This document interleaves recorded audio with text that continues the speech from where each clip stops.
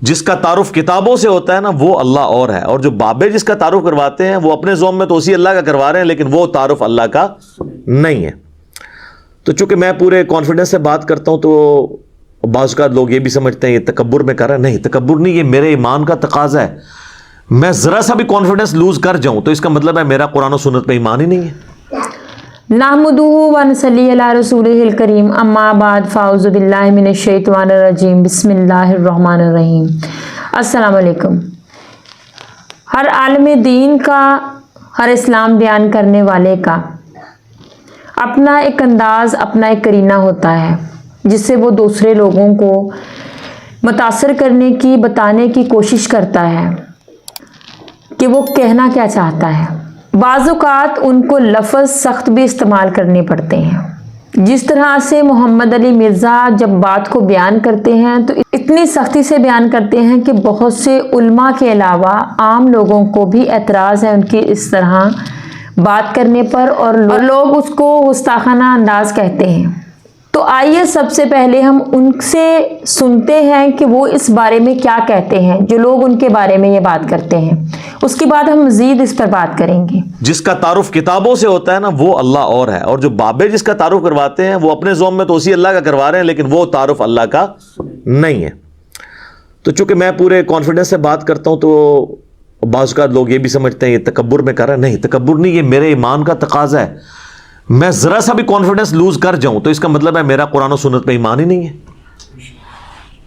یعنی جس طرح آپ کا یہ ایمان ہے نا کہ 2 + 2 4 ہوتے ہیں،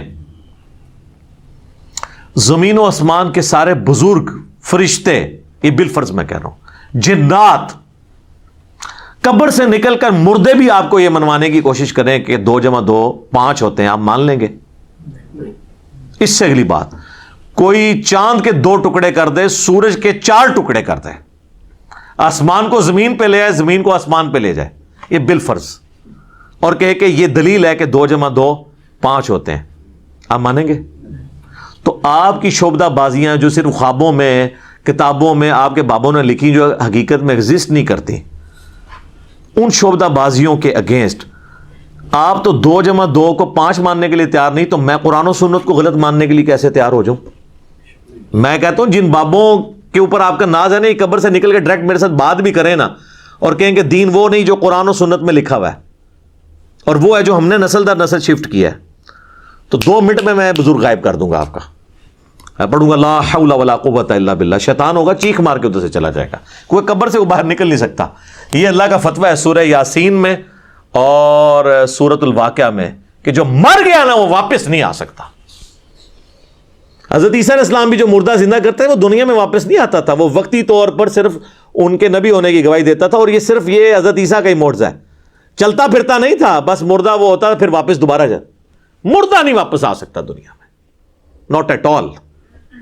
کہانیوں میں آپ جتنے مرضی واپس لاتے رہے، وہ ہندوؤں کے پاس بھی بڑی کہانیاں اس طرح کی موجود ہیں۔ تو چونکہ میں پورے پیشن کے ساتھ بات کرتا ہوں نا، تو اس کے اگینسٹ انہوں نے پتہ کیا گالی ڈیوائس کی ہے، گستاخ ہے، بے ادب ہے، بات کرنے کی تمیز نہیں ہے۔ واللہ اگر میں قرآن و سنت سے آپ کو حوالے دینا شروع کروں نا اور میں آپ کو بتاؤں نا، تو آپ بڑی بڑی ہستیوں پہ گستاخی کا فتویٰ لگا دیں گے۔ چلے میں آپ کو حصول برکت کے لیے ایک بات بتا دیتا ہوں۔ صحیح بخاری میں کم از کم 4 جگہ پہ سیدنا ابو بکر کا خطبہ آیا ہے نبی علیہ السلام کی میت کے اوپر۔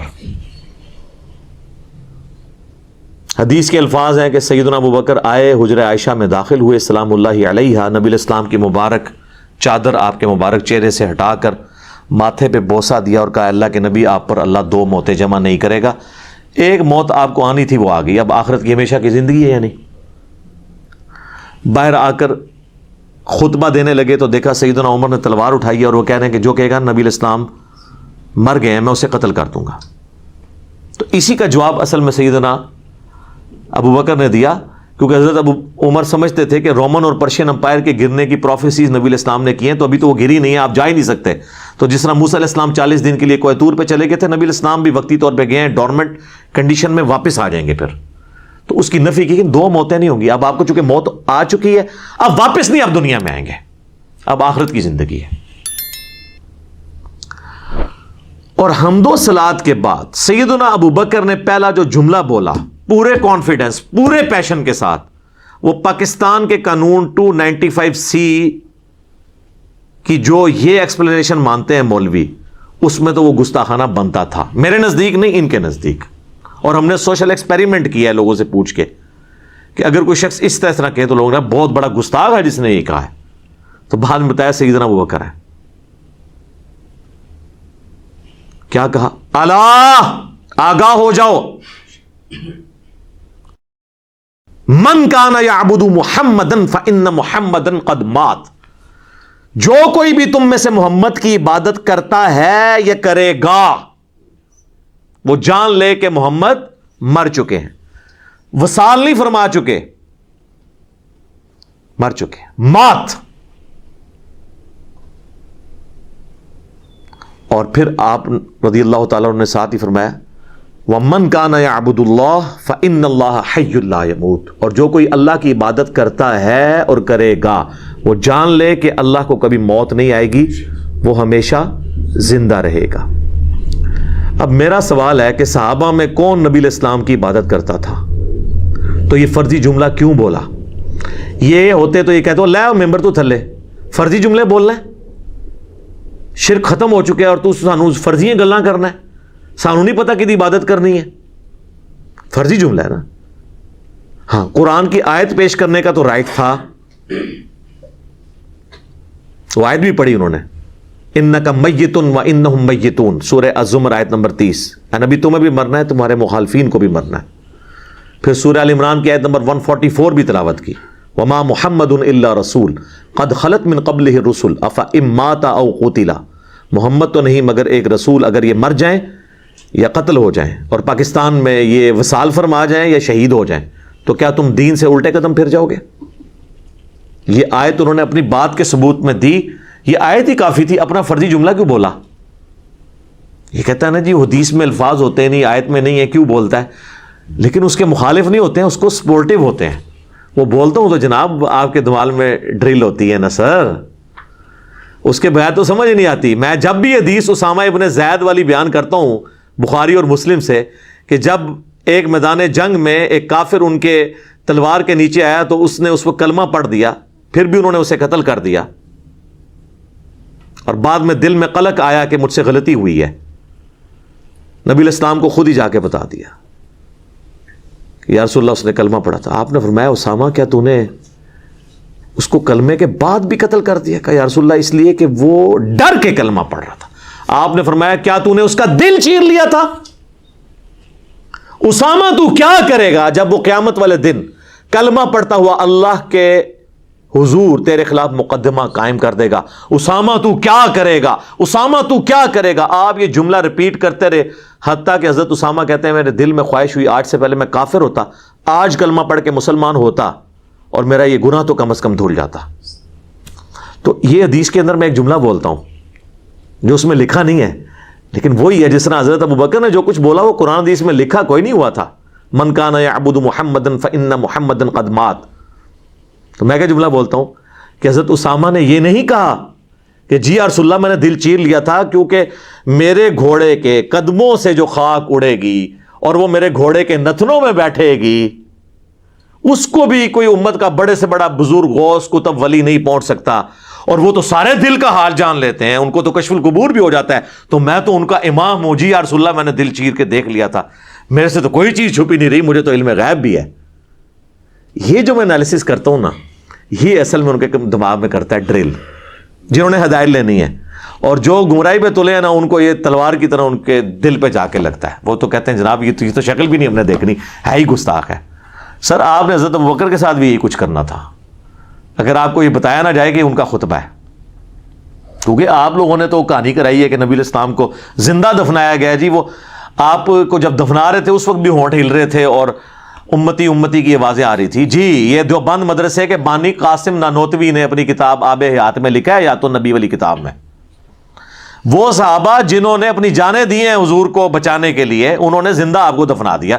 ظاہر ہے پھر ہونٹ تو پھر اگر ہل رہے تھے، آخرت کی زندگی میں تو ہونٹ نہیں ہلتے، آخرت کی زندگی میں تو سانس بھی نہیں ہوتا، آخرت کی زندگی میں ٹوائلٹ بھی نہیں ہوتا، یہ تو ساری دنیاوی زندگی کی چیز ہے. ہم نے سنا کہ محمد علی مرزا نے اپنے اس رویے کی، اپنے اس بیان کرنے کی جو ان کا انداز ہے اس کو کس طرح سے بیان کیا ہے، کس طرح انہوں نے اس بات کی وضاحت کی ہے. اور یہ وضاحت کوئی غلط نہیں ہے. ایک مسلمان جو سچا اور پکا مسلمان ہے، جو اپنے ایمان کا، اپنے عقیدے کا پکا ہے، وہ تو جب بھی اسلام کے بارے میں بات کرے گا، شریعت کے بارے میں بات کرے گا، تو اس کے لہجے میں اس طرح کی ہی سختی ہوگی. اور میرا خیال ہے کہ یہ سختی ہم میں سب میں ہونی چاہیے، ہر اس مومن میں ہونی چاہیے جو اللہ اور اس کے رسول پر مکمل ایمان رکھتا ہے.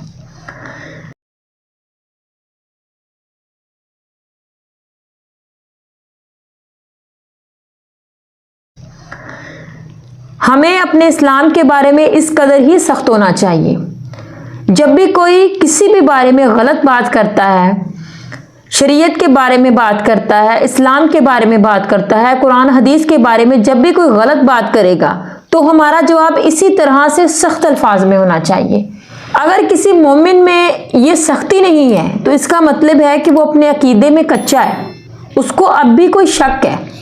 لیکن جو انسان اس چیز پر متفق ہے، اس بات پر وہ ایگری کرتا ہے، اللہ پاک کے جتنے بھی اصول ہیں، جتنے بھی احکامات ہیں، وہ ان پر چلتا بھی ہے، ان کو مانتا بھی ہے، تو وہ دوسروں کو اسی ٹھوس دلائل کے ساتھ بات کرے گا اور کبھی بھی ان کسی غلط بات پر متفق نہیں ہوگا. ہونا بھی اسی طرح سے چاہیے. مجھے، آپ کو، ہم سب کو اسی طرح سے ہونا چاہیے. تو ان کے انداز کو جو لوگ گستاخانہ کہتے ہیں، وہ لوگ یہ بات سمجھ لیں کہ اسلام جو ہے وہ اتنی ہی سختی سے بیان کرنے کی چیز ہے. انسان کے جو لفظ ہوتے ہیں، اگر ایک جھوٹا انسان وہی لفظ کہے تو اس کے لفظوں میں وہ شدت نہیں ہوتی، وہ تاثیر نہیں ہوتی. اور اگر وہی لفظ ایک سچا انسان بیان کرتا ہے تو اس کے لہجے میں اس کے لفظوں کا اثر ہوتا ہے جو دوسرے انسان پر پھر اثر انداز ہوتا ہے. تو ہمارے لہجے اثر کرتے ہیں، لفظ بعد میں اثر کرتے ہیں. تو جب ہمارے لہجے میں اسلام کو بیان کرنے میں سختی ہوگی، ہمارے لہجے میں اسلام کو بیان کرنے میں اتنی پختگی ہوگی، تو ظاہری سی بات ہے کہ دوسرا بندہ اس چیز کو ضرور فالو کرے گا. اور اگر فالو نہیں کرے گا تو کم سے کم اس کے ذہن میں ایک سوچ ضرور جنم لے گی. لیکن بعض علماء آج کل کے جو ان کو گستاخانہ کہتے ہیں، وہ سرے سے غلط بات ہے. غلط بات اس لیے ہے کہ وہ لوگ خود جو اسلام کو پھیلا رہے ہیں، جو یہ کہہ رہے ہیں کہ ہم تبلیغ کر رہے ہیں، وہ لوگ گالیوں کا استعمال کرتے ہیں، وہ لوگ اس طرح کی بات کرتے ہیں کہ جو ایک عام مومن بھی کرے تو وہ برائی میں شامل ہے، اس کے گناہ میں شامل ہے.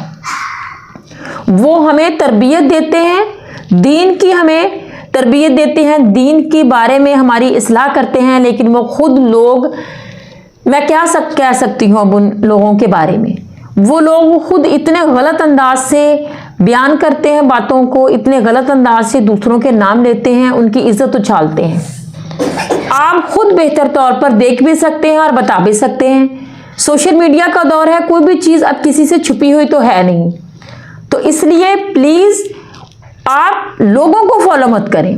آپ دیکھیں کہ جو بندہ بات کر رہا ہے وہ دلائل کے ساتھ کر رہا ہے، جو بندہ بات کر رہا ہے وہ قرآن حدیث کے مطابق بات کر رہا ہے، وہ انجینئر مرزا ہو یا کوئی بھی ہو. ہمیں اس بات سے غرض ہے کہ ہمارے سامنے جو بات رکھی جا رہی ہے وہ کس بنیاد پر رکھی جا رہی ہے. ہمیں قرآن کو، اسلام کو فالو کرنا ہے، ہمیں لوگوں کو فالو نہیں کرنا ہے. اس لیے ایک دوسرے کے پیچھے لگنے سے بہتر ہے، ایک دوسرے کی بات کو فالو کرنے سے بہتر ہے کہ ہم صرف اس بات کی تحقیق کریں کہ یہ بات کیوں کی گئی ہے اور اس میں کرنے کا مقصد کیا تھا. اور میرے خیال میں جو ایک مومن ہے وہ اسلام کو اتنی ہی سختی سے، اتنے ہی ٹھوس دلائل کے ساتھ بیان کرے گا. میرا آج کا بس کہنے کا مقصد یہی تھا کہ بات کوئی بھی ہو، ہم کو پورے یقین سے کرنی چاہیے. جس بات میں ہم سچے ہیں ہمیں اس سچائی پر اڑ جانا چاہیے. لیکن بدتمیزی کرنے سے، گالیاں نکالنے سے مومن کو بچنا چاہیے، کیونکہ اللہ پاک کا حکم ہے کہ میرے بندوں کے ساتھ اچھا سلوک کرو، حسن اخلاق رکھو، اور چینل کو سبسکرائب کریں پلیز، اور ویڈیو کو شیئر کریں، لائک کریں۔ شیئر کرنے سے آپ کو اجر و ثواب ملے گا، کیونکہ نیکی کی بات کو پھیلانا صدقہ جاریہ ہے۔